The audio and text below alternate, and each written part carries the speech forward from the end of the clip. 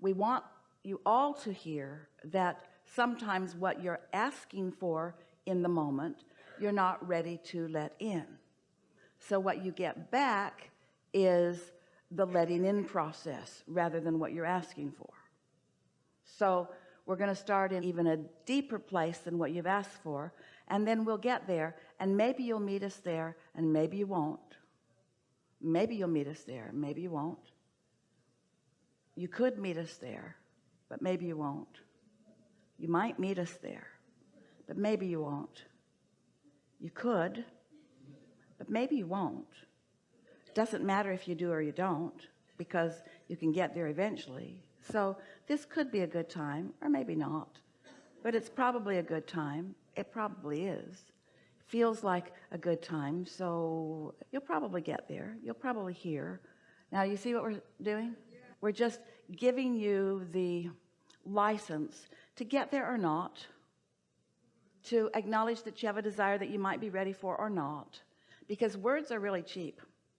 A lot of people offer lip service, but we're not wanting to just give you words. We're wanting you to find resonance with who you really are. That's what you're reaching for. You're not asking for our words. You're asking for an inspiration to your resonance.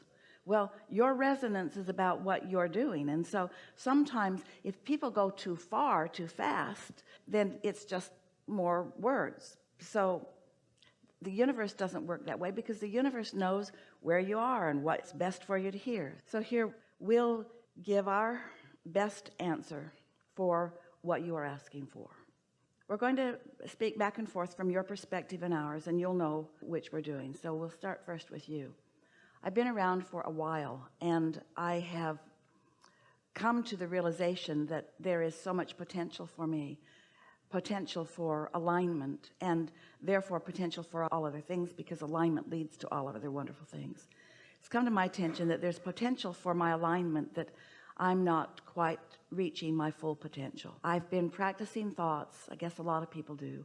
I've been practicing thoughts that haven't really let me understand who I am, how I have purpose, how I have value. I can often love others. In fact, it's what my default setting is. I turn my attention to others often, and that gets me going, and that always feels good. But it's hard for me to let love into me. I don't know why. I've been blocking it for a long time. I don't really even understand why. Just a habit that got started. I didn't understand it. I developed patterns. Other people responded to those patterns. So I suspect that from very early age, people wanted to love me, and I just wouldn't let it in because I felt unloved. Now, isn't that just a ridiculous, vicious circle that I got going for myself? I felt unloved, so I didn't let love in, and because I didn't let love in, I felt unloved. And then I didn't feel loved, so I didn't let love in, and then because I didn't let love in, then I didn't feel loved, and then people couldn't love me because I wasn't letting love in. And I just developed a sort of pattern that nobody could really see, because on the surface I looked sort of normal and behaved sort of the way that I'd learned to behave, but I don't really understand why I wasn't really letting love in. But the one thing that has come from all of that is I've come to a keen awareness that I want to let myself be loved. I thought I wanted to be understood. And as I've been listening to Abraham for a while, I realized that that's not really the quest, because being understood is really an impossible thing, because when you ask somebody to understand you, you need to immediately snap them into your same vibration. And that's an impossible thing. Everybody's got their own vibration going. So I think somewhere I got confused. The desire for love, I think I got it confused with the desire to be understood. And I also think that I got confused about where the love was coming from. I think I thought the love would come from other people who didn't understand me, instead of from source, who always does. So there's two things I kind of got out of kilter. I got confused about being loved and being understood, and I looked for people that couldn't really understand me to be the reason that I felt love. I realize now how screwy that whole thing was and why it didn't work. And I'm relieved that I'm not failing at something that should work, because it couldn't work. So I'm sort of feeling some relief that I was looking for love in all the wrong places and getting mixed up about whether I was really wanting love from them or understanding from them, which really is not possible. So I also understand that when I'm in a sort of bad place and I want someone to love me or understand me, that they've got to go to the same bad place I am to understand me. Those two things don't go together. I want them to love me and understand me, but they can't understand me unless they get on my vibe. And if they're on my vibe, my not good feeling vibe, then they can't love me. No wonder it didn't work. Looking for love in all the wrong places. Is this making any sense to any of you? Relating a little bit even? So now I've kind of got that squared away. Now I realize that as lovely as people are, and as much as I love so many of them, and as much as I love being in this body and here in this world and on this leading edge, that I want to express love to them, but mostly I want to connect with love. Because if I don't let myself be loved, if I don't let this vessel that is me open to love, then I can't really love anybody else, not in a way that's meaningful to them. So a lot of us are just running around a little bit broken. We're not letting love in, but we're trying to let love out. So we're not going back to the well of replenishment. We're just loving and serving and trying to be of value and getting depleted and getting exhausted and getting overwhelmed because we're not letting it in. It's like never breathing air in and always breathing it out. You can't get too far with that. Pretty soon you got to start breathing it in, or you have nothing to breathe out. And so now I'm more clear about all of this. So I'm no longer wanting to look to others for that replenishment, although sometimes you can find it. Sometimes somebody's all tuned in, tapped in, turned on, and they got it going and blowing. And when they hold me as their object of attention, I can feel it. And I do like that, but I don't want to depend on somebody else's connection for that, because they've got stuff they're doing too. And I don't need anybody else's connection. I've got my own straight line to it. I've got my own vortex. I've got my own valve that I can open wide to it. And often I do. Sometimes I do. Sometimes I do it more easily than not. It sort of depends on the momentum that got going. But more and more, I accept these things. I know that source exists. And I know that my inner being is a big part of that collective consciousness of source. And that my inner being is in an undivided way focused upon me. And knowing everything about me and loving me anyway. That my inner being is loving my becoming and is never holding me responsible for what I've come to, because I'm eternal. I'm never going to get done. And there's always going to be within me a gap between what life has caused me to reach for and what I've allowed myself to catch up with. And I've been beating up on myself so long about that gap, because I reach for more and then I don't go, and then I feel bad about the gap, but my inner being never does that. And oh, I'm just figuring this out. The very reason that I don't feel love, or that I feel unloved, is because my inner being is there and I haven't joined my inner being. In other words, the negative emotion that I feel, that I've been calling people not loving me, or my inner being not loving me, or me not letting love in, has only been because I have reached and have not caught up with what I've reached for. And so the very fact that I can feel negative emotion, which feels not love, is my proof that the love exists. Because if that love didn't exist and it wasn't pointed right at me, I couldn't feel this discord from not letting it in. Whew. So the very unlovedness I feel is proof of the love that is there. Ooh, I really like that. Me too. I sensed that it was there. I had glimpses that it was there. It showed it to me from time to time when I was in the right place. I let it in from time to time, and I'm getting better and better at letting it in.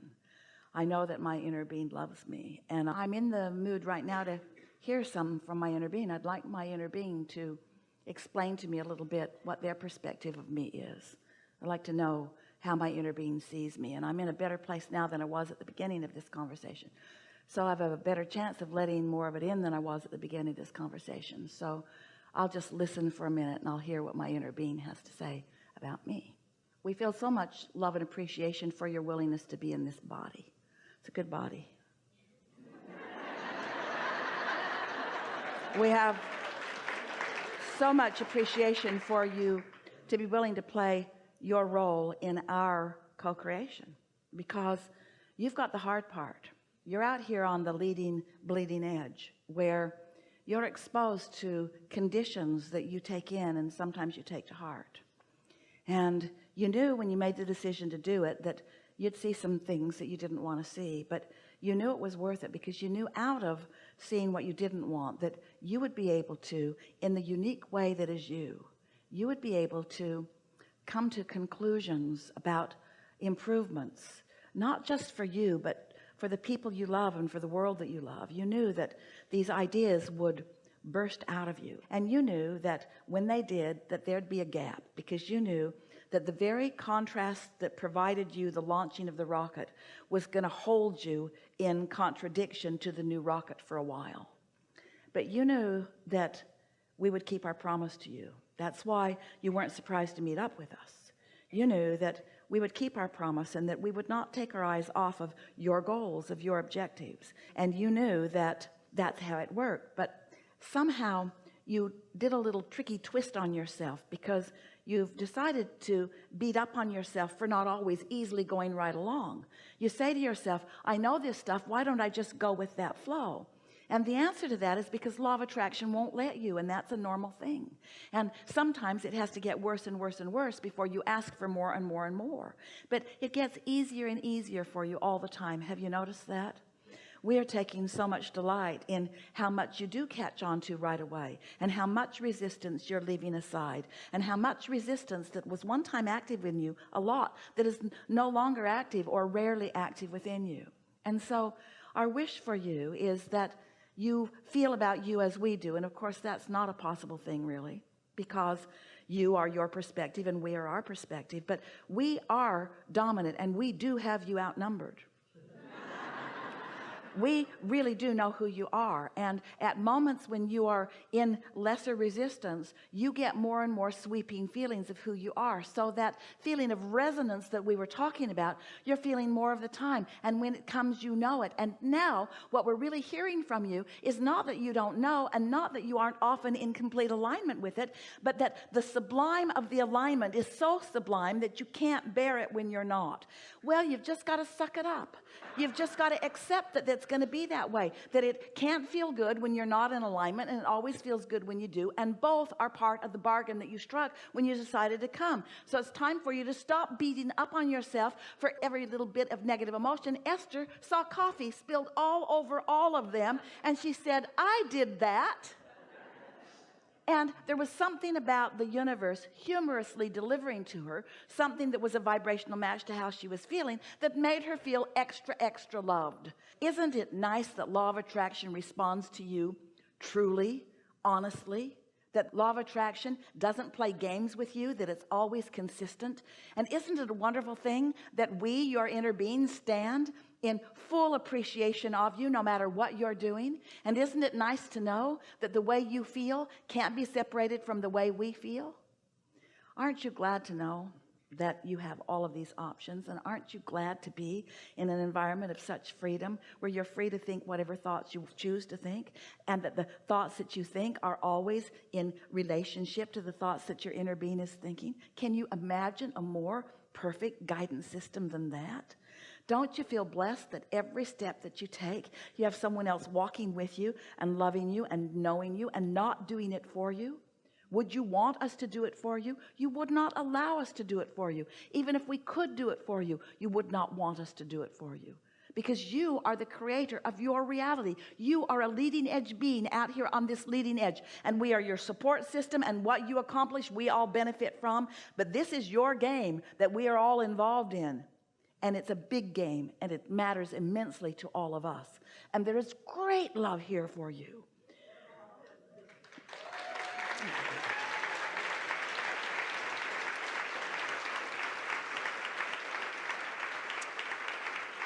So the best thing that you took from all of this is that when I feel bad, I'm extra loved. Right. That's what that means. Source must be really loving me, because I'm really hurting as I block it off. And I don't have to block it off. I'm just choosing to, because I have some stupid thing that I've been thinking about that's causing me to feel sorry for myself again. I've chosen the victim role again. I'm feeling vulnerable again. And my inner being isn't having any of it, because if my inner being were in agreement, I'd feel great. but my inner being isn't having any of it. And so